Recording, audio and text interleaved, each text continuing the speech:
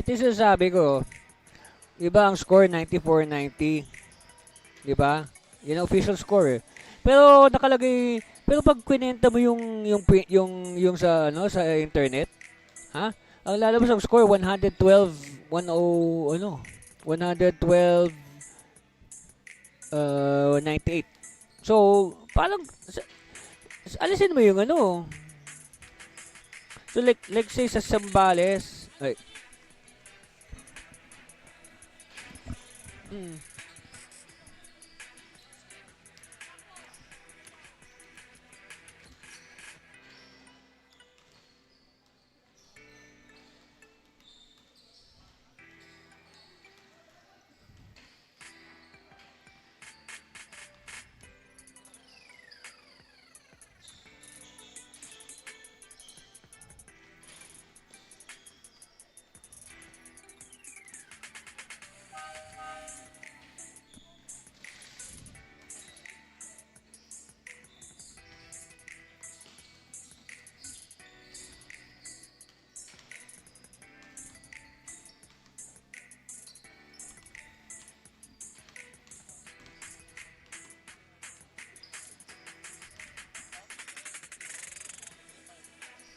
Ayos na.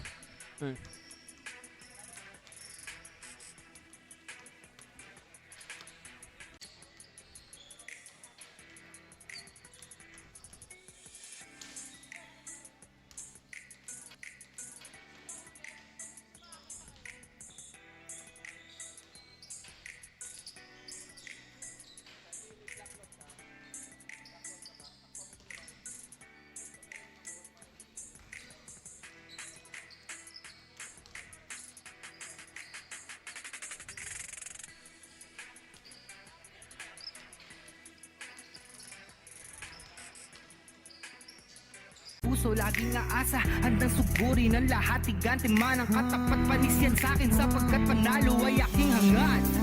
Mabigyan ng buhay, pangarap at hangarin na maging mahusay. Sa daang matira matibay, ang kailangan ko lang ay magsanay. Hindi na pwede na ako ay panghinaan, lahat ng harang ay aking sasagasaan. Walang mahirap kung hindi paglalaanan, lakas at tapang sa bawat laban. NBL, ito ang liga ng bayan, homegrown, handang makipagsabayan. NBL, ito ang liga ng bayan, nag-aalap ng pusong handang makipagsabayan. Pasok palagi ang bola, hindi naliligaw, batang may galawan kaya halina. NBL, ito ang liga ng bayan, nag-aalap ng pusong handang makipagsabayan.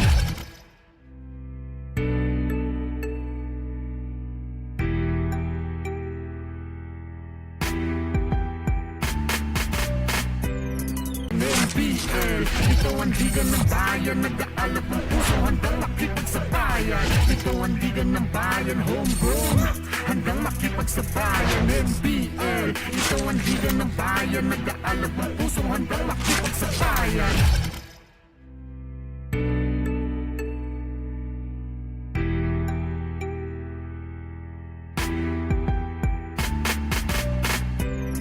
NBL, ito ang liga ng bayan, nag-aalap ng puso, handang makipagsabayan. Ito ang liga ng bayan, homegrown, handang makipagsabayan. NBL, ito ang liga ng bayan, nag-aalap ng puso, handang makipagsabayan.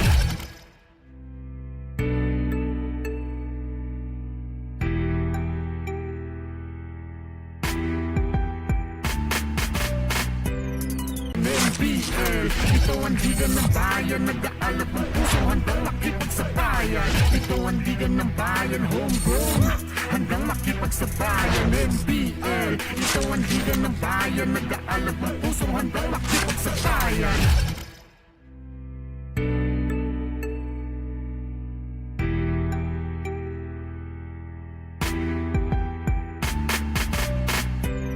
NBL, ito ang liga ng bayan, nag-aalap ng puso, handang makipagsabayan. Ito ang liga ng bayan.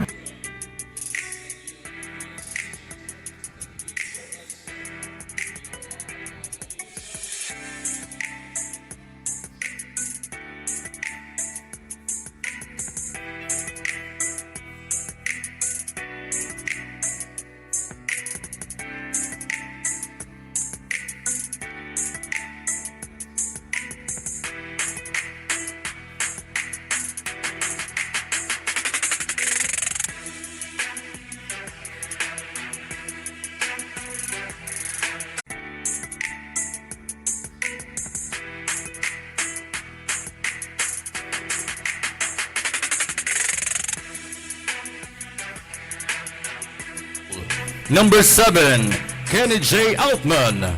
Number 9, Rafael Raimundo. Number 11, Frankie Lloyd Dorde. Number 12, Alan Palmera. Number 18, Mike Mantolino. Number 20, Charles Gloria. Number 21, Arnel Bico. Before you today with hearts full of gratitude for the gift of basketball, a sport that unites us in friendly competition and camaraderie.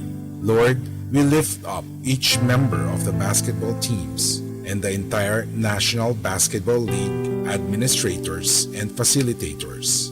We ask for your protection, shielding them from injury and harm. Bless their bodies with strength and resilience, allowing them to showcase the talents you have bestowed upon them. Grant wisdom. We offer this prayer in the name of your Son, Jesus Christ. Amen. Thank you very much. You may now take your seats. May we request the both teams to meet at center court for the sportsmanship handshake. And you have still time to warm up before the tip-off.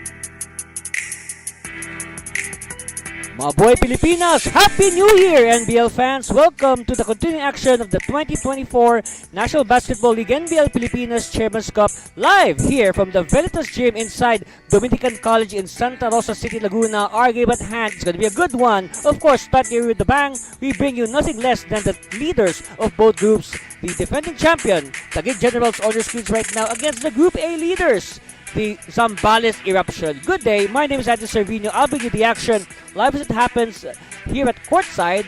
So right now, you can see, like what I said, we will be starting the year with the bang. And with shooting for Mike, of course, Mike, a former Finals MVP. But before anything else, we will turn you over to our Coliseum announcer to introduce the starting lineups.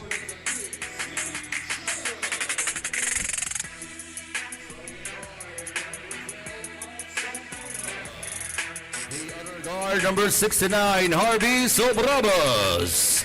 At forward number 0, LJ Mayo. The other forward number 21, Fidel Castro. And at center number 3, Jonathan Lontog. Head coach for the Taguig City Generals is Ving Victoria. And now here are the starters for the Zambales Eruption. Starting at guard number 12, Alan Palmera. The other guard number 6, Ian Elbancol.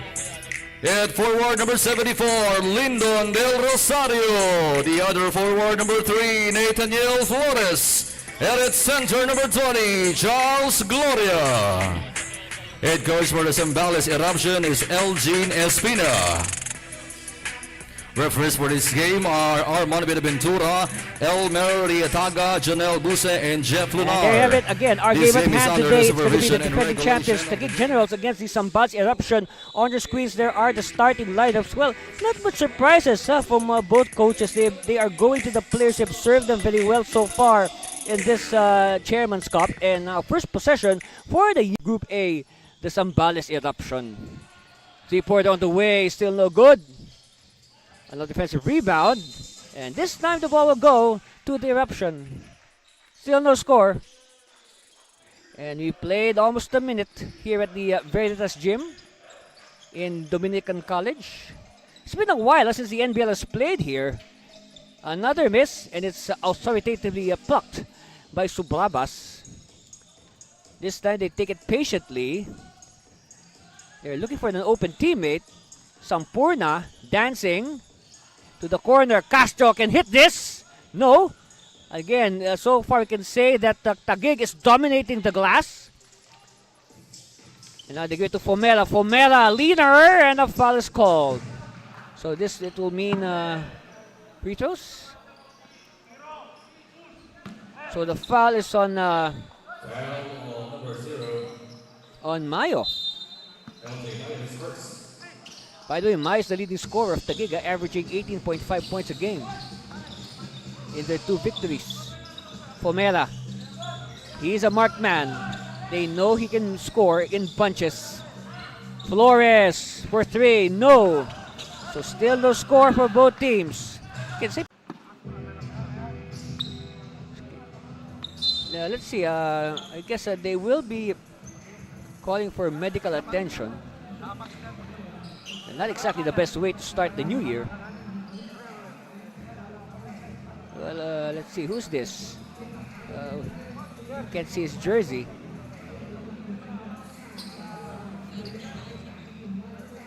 Oh.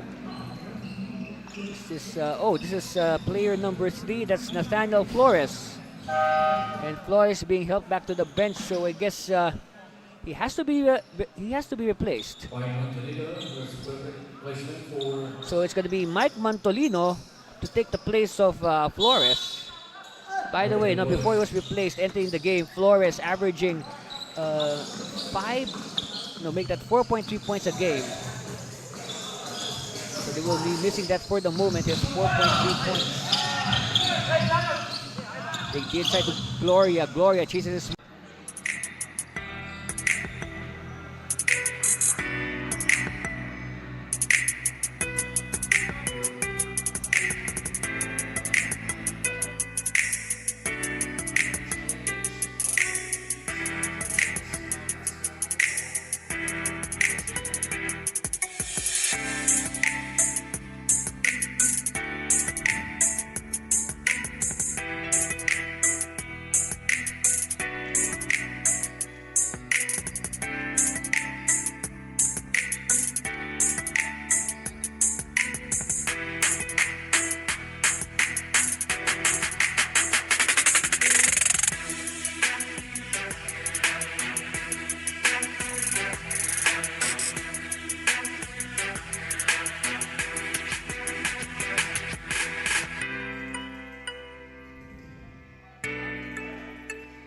So during that timeout, the green light is on, meaning there's a challenge on the floor.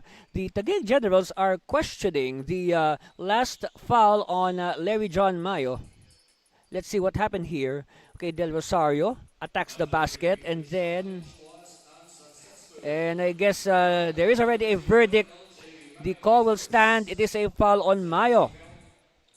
So that will mean free throws for Lyndon Del Rosario. So this is the first chance for Zambales to put points on the board. Yes, finally, after 2.5 minutes of play, more or less. So now some points to the name of Zambales. Let's see if Del Rosario can add more. In their first meeting, Del Rosario shot 19 points.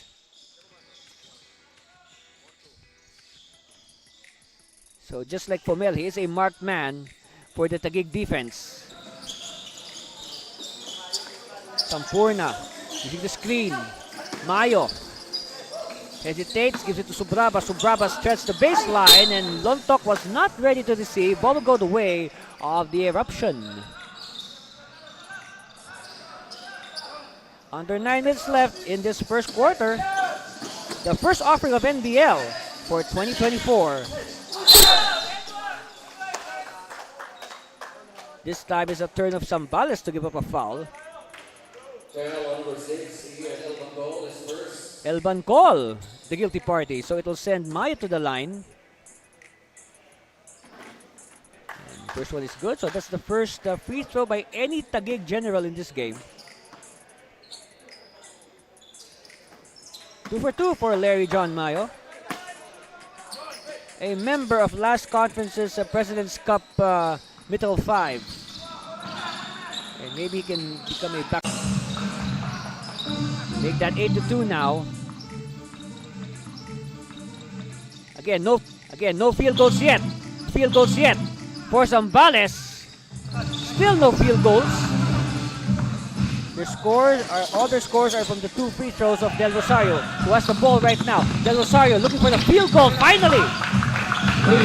All 4 points of Zambales to the account of Lyndon Del Rosario.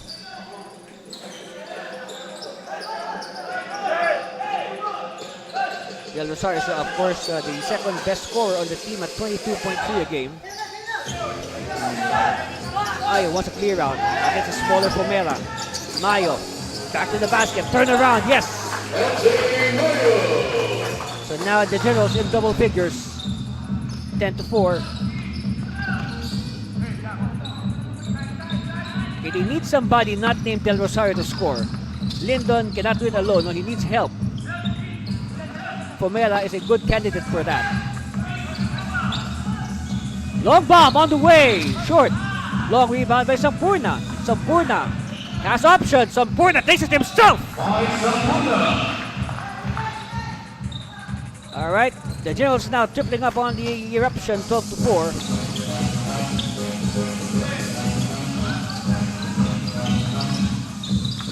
Pomela and Gloria. Play broken up, but there's a foul.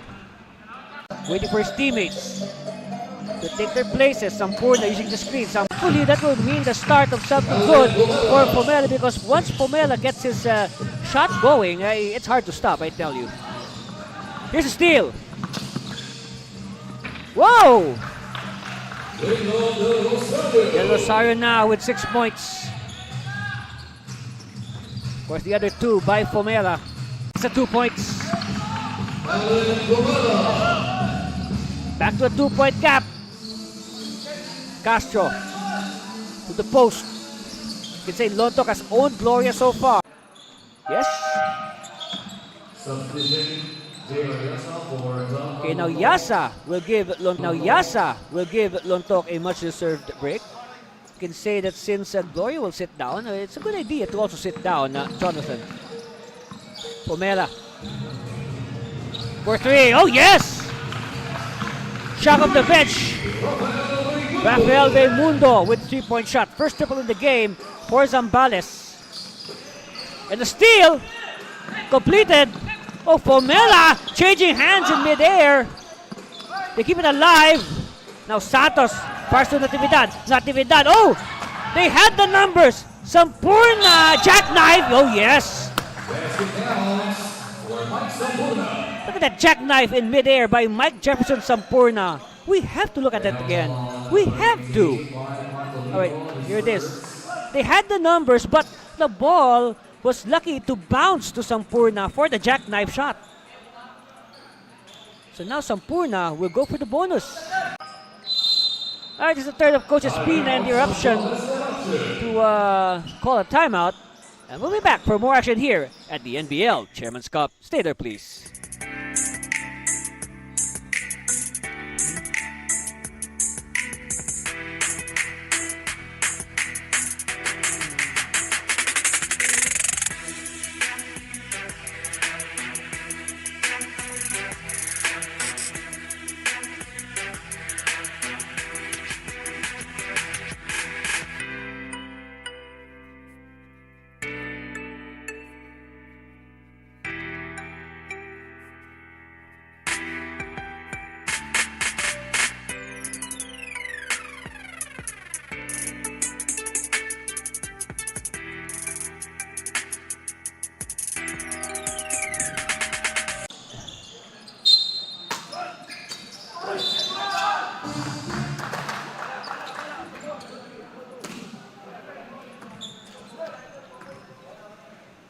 So we have a foul here. It will send Santos to the line. Foul is on Dorde. So that's a concern here for Zambales. Their big men are getting into early foul trouble. On your screens there, Coach Benito being Victoria.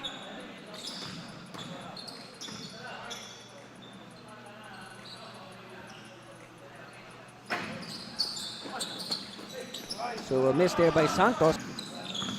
So that opens the window a bit for Zambales to inch closer. With that, the defense is forcing Fomera far from the basket. Del Rosario, one-hander, oh yes! So that's the window that Zambales is looking for. They're just behind now by 5. Oh, check that, 6. Our scoreboard here says 23-17. I'm looking at the official scoreboard in the venue. Natividad. Jumper. Oh, that's a foul. Yes, that's a foul. Very clear.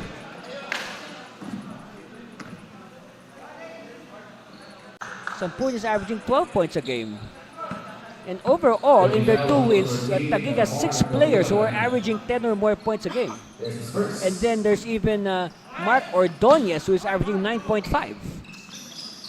Just a shade under that. Okay, Raimundo with the basketball. Changes his mind. Another one-handed shot. Yes! Fomera. So no rest so far for Fomera and Del Rosario.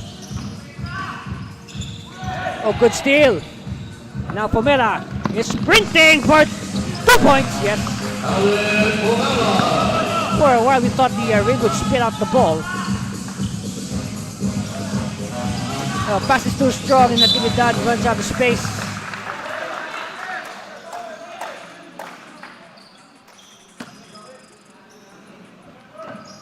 Alright, now we are at the 2-minute warning of the first quarter.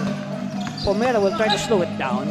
Goes 1-1. Gets up to his favorite teammate Del Rosario. I mean, these two guys go back a long way ever since their days in college at the Liceo in Subic Bay. So you can see that there's good chemistry between Del Rosario and Fomera. Like I said, the familiarity breeds good chemistry. Yasa will attack. A rare field goal attempt by Yasa. Fomera now going for 3. No. Yasa with the rebound. Quickly to Natividad. Natividad, one-handed pass to the corner. Jumper on the way. No. Oh, Natividad with the rebound, short. And ball will go to the Generals. This is about to hit the 1-minute mark of the first quarter. Lots of things happening here in the first quarter alone.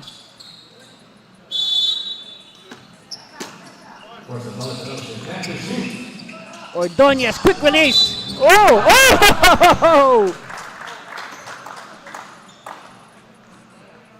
So after the release, well, I guess you cannot control the laws of physics. No choice but to crash into Ordonez. So now Kipot will send Ordonez to the line for the bonus.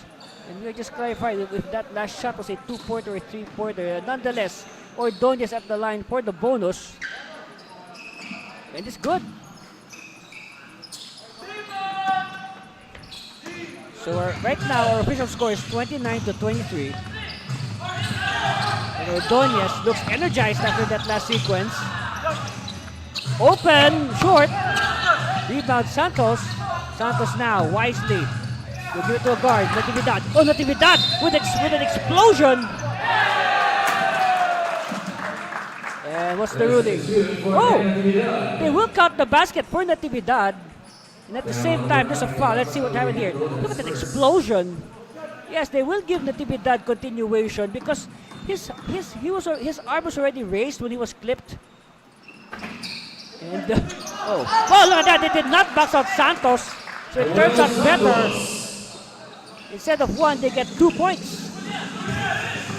Final 30 seconds or so in the first half. 33-23. Raimundo! Oh yes! Raimundo now with 5 points off the bench.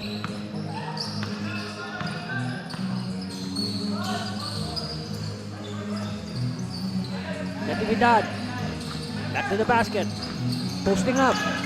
Natividad, a good one-on-one player. It's Yasa. Will they move the ball around? Ordonez? No. Oh, good backs out. No backs out. Wow.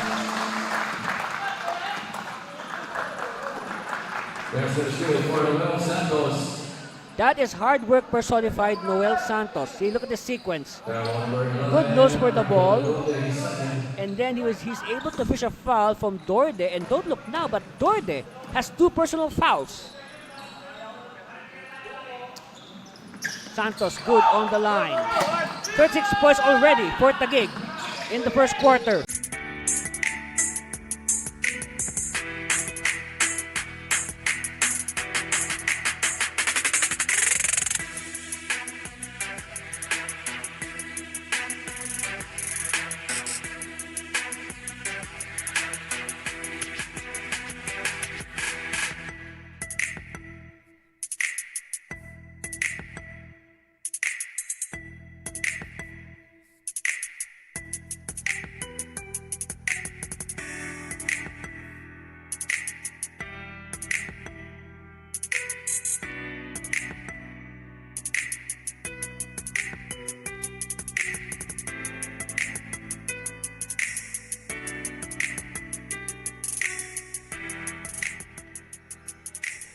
So in order to ensure that the NBL games are played with the utmost integrity and credibility, now we have collected all the communication devices of both teams, but this will be returned to them after the game.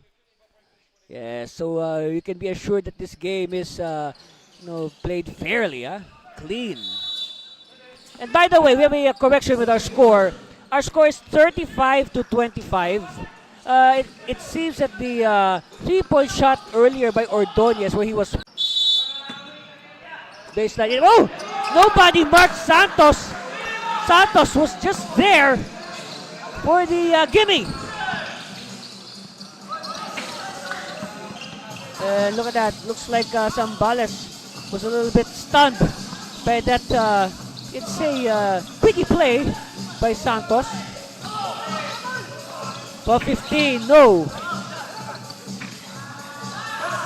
And finally, we will be looking at the stats after a bit. That's, by the way, those 2 points by Roland Moncada.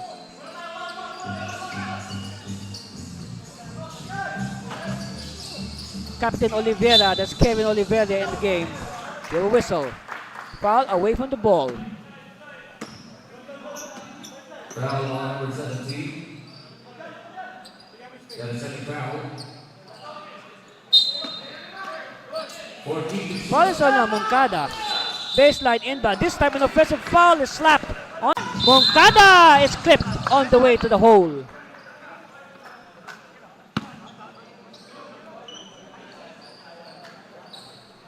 Let's see. By the way, here's that handoff by Natividad. And look at that, a public display of rejection by Zambales. Unfortunately, they cannot convert on the free throw. Sorry, miss there by Moncada. They need every point at this moment as they are playing catch-up. So 2 misses there by Moncada. Ball will go the way of Taguig. Lead is 10. Of course, if you're Zambales, you want to make that single digits. And you do not want that lead to blow any further. Ordonez, play number 1. Inside, Oliveira is short, and there's a push from behind. An obvious foul. This time it's the turn of Santos to be assessed an offensive foul. So that's a second offensive foul for the Generals. Of course, after this game, we will have our main game. The Eridanos Santa Rosa, the home team, will meet the Circus Music Festival Makati. And now we finally have our stats report. Thank you to our stats group. Okay, look at this. Taguig, shooting 54%, 13 out of 24. That's right, 54% in that first quarter compared to 44%, 11 out of 25 for Zambales. And you are right, leading scorer Mike Sampurna, the only player in double figures with 11 points. And until now, Sampurna is on the bench. Right now, Coach Victoria thinks that they do not need the services at the moment, and that the unit on the floor right now is doing a good job. Of course, on the part of Zambales, it's Lyndon Del Rosario with 12 points. Natividad to Galoy at the corner. Back to Galoy. Natividad for 3. Too strong. Rebound by Taguig.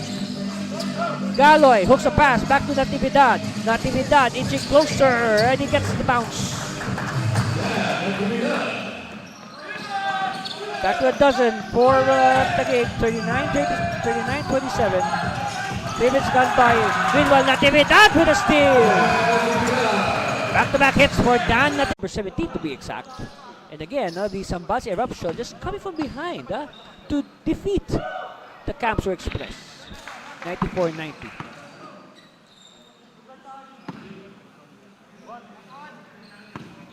So one more free throw. Oh, by the way, Sampurna is back in the game. I told you he will be back. Cap to Galoy. Ordonez shaking up the defense. Ordonez is triple teamed. He has earned. They know he's a scorer. That's why they are throwing the defense at him. Sampurna inside. And shot clock expires as Gavilan could not complete the play. No, he should have at least tried to put up a shot. But of course, coaches don't like that. You know, the shot clock horn sounding and the ball is still in the player's hands. Ball will go out of bounds and referees point to the direction of the gate. Well, you can say Taguig to where we are right now, the Dominican College in Santa Rosa City. It's more or less coming from Taguig City. We can say anything from 30 minutes to 1 hour drive, depending on, of course, who's driving. Of course, via the South Luzon Expressway. Ordonez still looking for a shot. And ball will go out of bounds in favor of Zambales. Of course, where we are right now, Dominican College, right across the street is a theme park. So, if the winner of this game, maybe after the game, can go to the theme park and celebrate.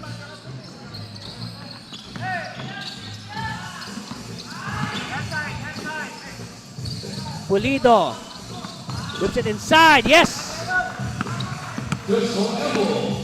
And elbow with the 2 points. Sampurna is too deep. Decides to kick it out. No. Ball is loose. It's picked up by Ordonez. Ordonez thinking about it.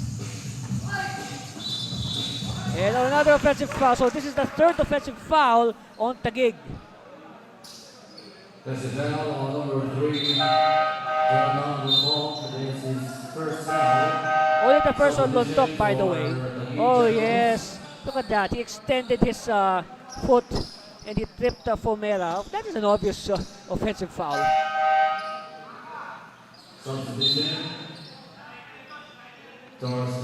Okay, so now Charles Gloria will be turned. And of course, Gloria was forced to sit down in the first quarter because of early foul trouble.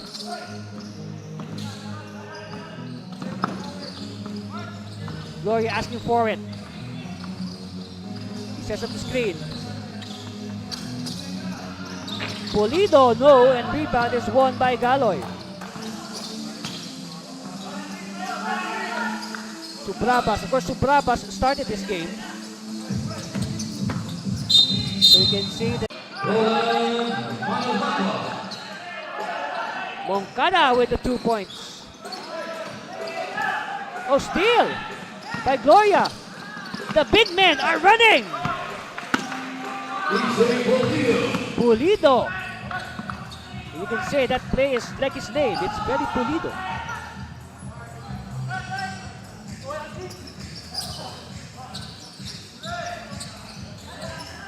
Lontok.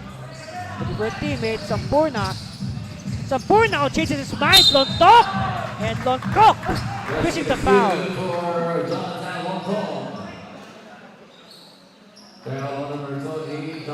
Look at that. Gloria biting into that fake by Lontok, and this is now the third foul. Yes, the third foul on Gloria. That is one of the signature moves of Lontok. He is very good in faking. And he completes the bonus. Substitution.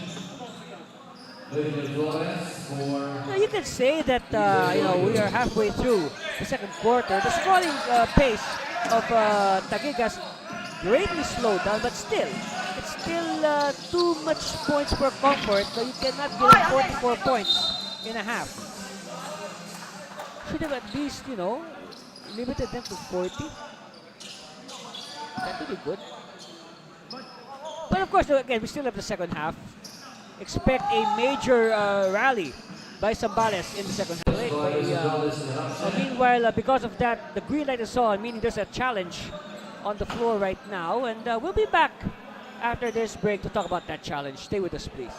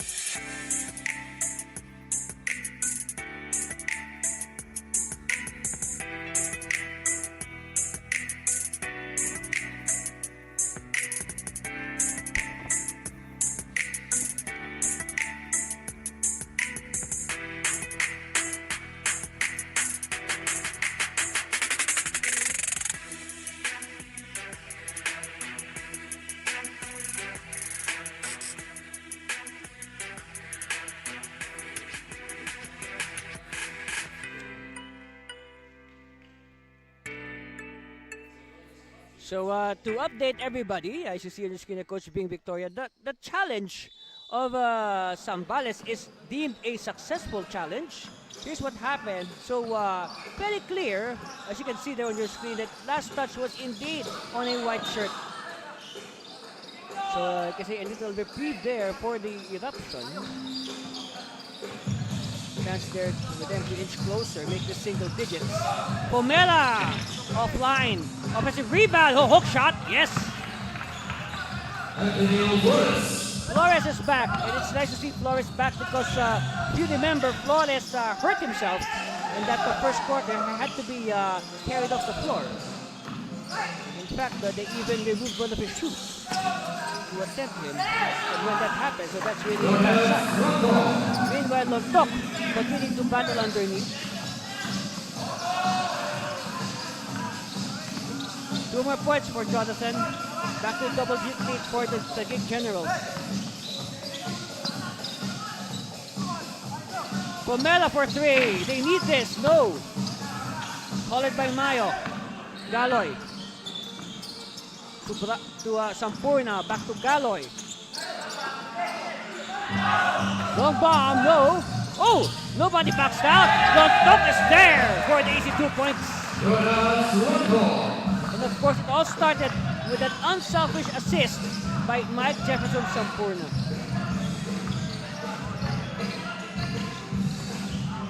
Taguig, functioning like a well-oiled machine. Another 3-pointer. I think it's a little bit too early for Zambales to start checking up those triples. Still a lot of basketball left. Pomela, uses the screen, still left with a much taller and longer Galoy.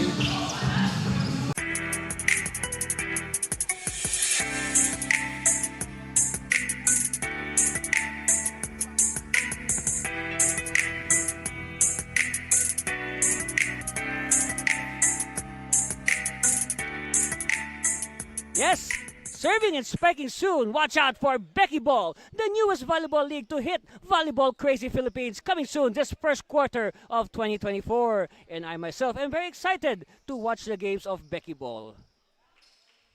We hope to see you there as well, NBL fans. Of course, NBL fans will soon become also Becky Ball fans.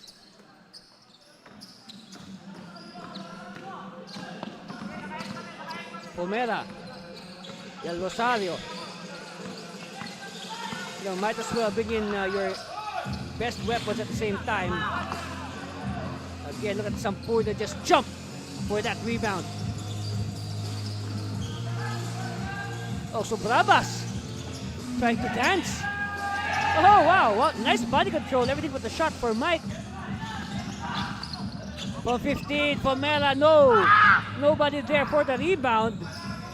Mayo.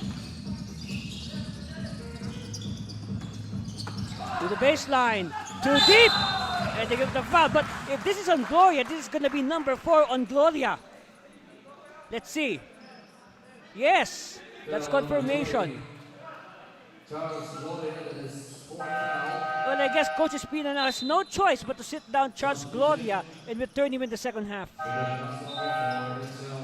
You do not want to lose your first choice center for the second half.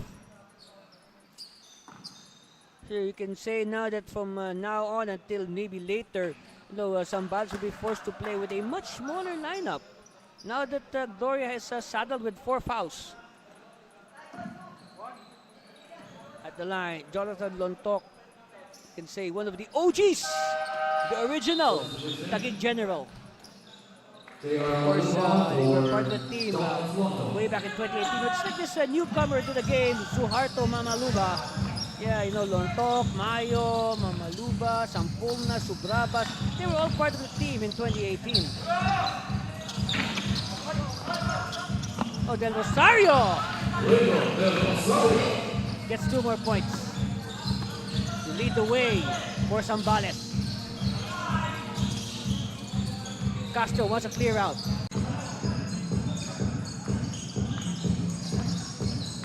Sampurna could be hitting a double-double.